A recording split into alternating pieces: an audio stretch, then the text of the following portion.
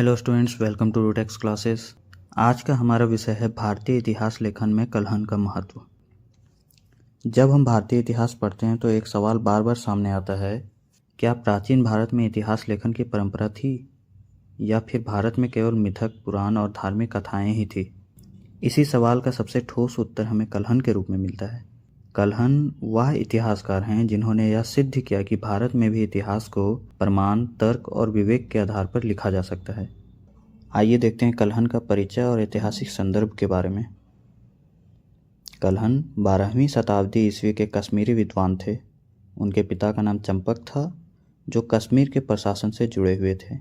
इस कारण कलहन को राजकीय अभिलेख, प्रशासनिक जानकारी, दरबारी परंपराओं के बारे में निकट से देखने का अवसर मिला। यही कारण है कि उनका इतिहास केवल कल्पना नहीं बल्कि प्रशासनिक यथार्थ से जुड़ा हुआ है। अगर आप कलहन के बारे में पढ़ना चाहते हैं तो उनकी प्रमुख रचना राजतरंगिणी के बारे में ज़रूर जानते होंगे। तो आइए देखते हैं राजतरंगिणी, जो कि एक ऐतिहासिक ग्रंथ है, उसके बारे में। कलहन की प्रसिद्ध रचना है राजतरंगिणी। इसका शाब्दिक अर्थ है राजाओं की नदी। इस ग्रंथ में कश्मीर के प्राचीन राजाओं से लेकर 12वीं शताब्दी तक का क्रमबद्ध इतिहास मिलता है। इस ग्रंथ में कुल 8 तरंग अर्थात अध्याय हैं। प्रत्येक तरंग एक ऐतिहासिक कालखंड का प्रतिनिधित्व करती है। महत्वपूर्ण बात यह है कि राजतरंगिणी केवल प्रशस्ति ग्रंथ नहीं बल्कि कलहन ने कई राजाओं की गलत नीतियों, अत्याचार, नैतिक पतन को भी स्पष्ट रूप से लिखा है। नेक्स्ट टॉपिक है कलहन से पहले भारतीय इतिहास लेखन की स्थिति क्या थी। कलहन से पहले भारत में इतिहास लेखन पुराणों में वंशावलियों के रूप में, महाकाव्यों में कथा के रूप में और शिलालेखों में प्रशस्ति के रूप में मिलता है। लेकिन इन सभी में तिथियां स्पष्ट नहीं हैं, आलोचनात्मक दृष्टि का अभाव है, अतिशयोक्ति अधिक है। कलहन पहले इतिहासकार थे जिन्होंने कहा कि इतिहास सत्य के आधार पर होना चाहिए, न कि प्रशंसा के आधार पर। नेक्स्ट टॉपिक है कलहन की इतिहास लेखन पद्धति क्या थी। सबसे पहला, स्रोतों की आलोचनात्मक जांच। कलहन ने पुराने ग्रंथों की तुलना की, अलग अलग कथनों को परखा, असत्य को स्वीकार किया।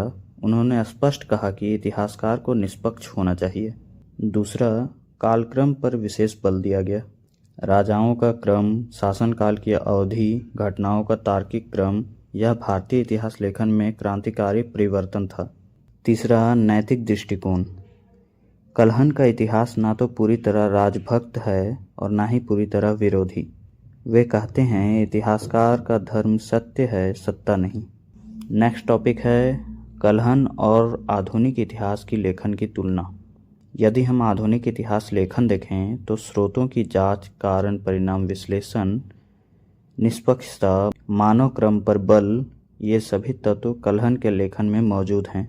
इसलिए कई इतिहासकार उन्हें भारत का पहला आधुनिक इतिहासकार कहते हैं। नेक्स्ट टॉपिक है कलहन का भारतीय इतिहास लेखन में महत्व।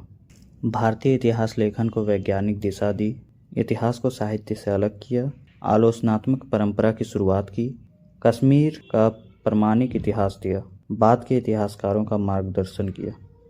इनके इतिहास लेखन की सीमाएं क्या थी। इन्होंने अपने इतिहास लेखन में मुख्यतः इतिहास राजा केंद्रित रखा, सामाजिक आर्थिक इतिहास सीमित रखा।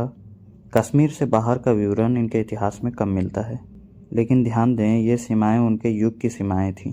निष्कर्षतः अंत में कहा जा सकता है कि कलहन भारतीय इतिहास के लेखन के वे स्तंभ हैं जिन पर आधुनिक इतिहास की इमारत खड़ी है।